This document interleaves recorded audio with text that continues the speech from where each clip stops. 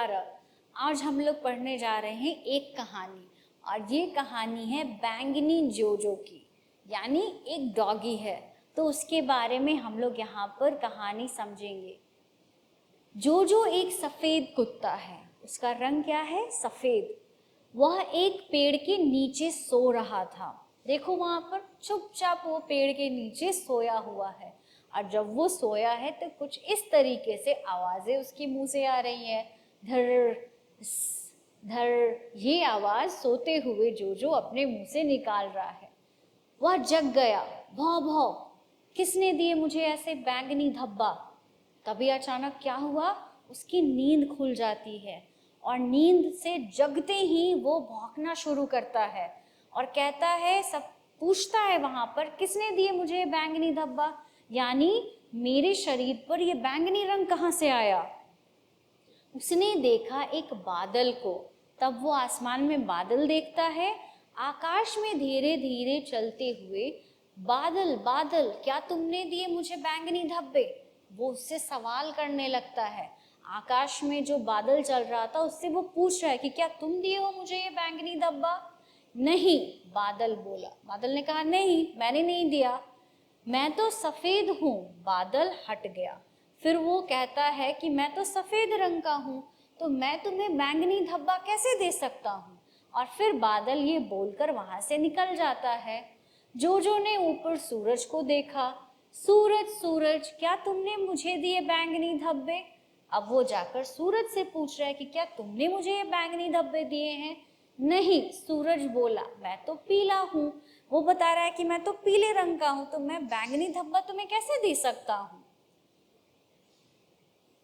कौवे, कौवे, क्या तुमने दिए मुझे बैंगनी धब्बे? अब जाकर वो कौवा से पूछ रहा है, तो वो भी कहता है, नहीं, मैं तो काला हूँ, तो मैं बैंगनी धब्बा कैसे दे सकता हूँ? गुब्बारे, गुब्बारे, क्या तुमने दिए मुझे बैंगनी धब्बे? नहीं, गुब्बारा बोला, मैं तो लाल हूँ। जाकर वो बलून से पूछ रहा है, गुब्बारे से पूछ रहा है, तो वो भी कहता है कि मैं तो लाल रंग में हूँ, तो मैं तुम्हें कैसे बैंगनी धब्बा दे सकता हूँ? घास, घास, क्या तुमने दिए मुझे बैंगनी धब्बे? नहीं, घास बोली, मैं तो हरी हूँ। कह रही है, मैं तो हरे रंग की हूँ। बेचारा जोजो, ऊह ऊह, किसने दिए मुझे बैंगनी धब्बे?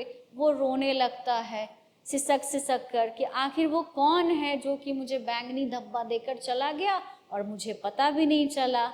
टप टप टप, आहा, तो वह जामुन का पेड़ था। अब जोजो को समझ में आता है कि जिस पेड़ के नीचे वो सो रहा था वो जामुन का पेड़ था, और जामुन उसके ऊपर गिरा था, इसीलिए वो बैंगनी धब्बा उसके ऊपर लगा हुआ था।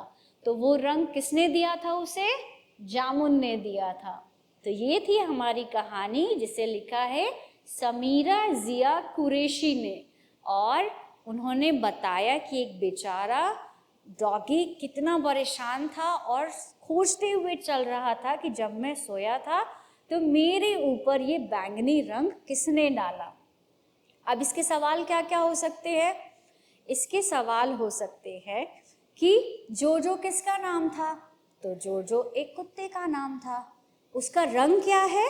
सफ़ेद। वह क्यों परेशान था? क्योंकि उसके ऊपर बैंगनी धब्बा लग गया था। क्या उसे पता चला कि ये धब्बा किसने लगाया? हाँ, उसे पता चला।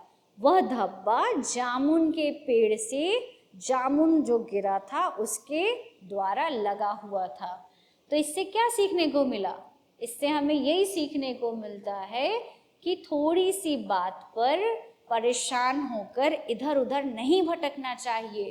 पहले हमें अपने परेशानियों का जो सॉल्यूशन है ना, वहीं पर सोचना चाहिए और वहीं पर खोजना चाहिए। अगर उसने पहले ही देख लिया होता कि ये जामुन का पेड़ है, तो उसे पता चल गया होता कि जामुन गिरा होगा और उसी से मुझे ये रंग लग गया।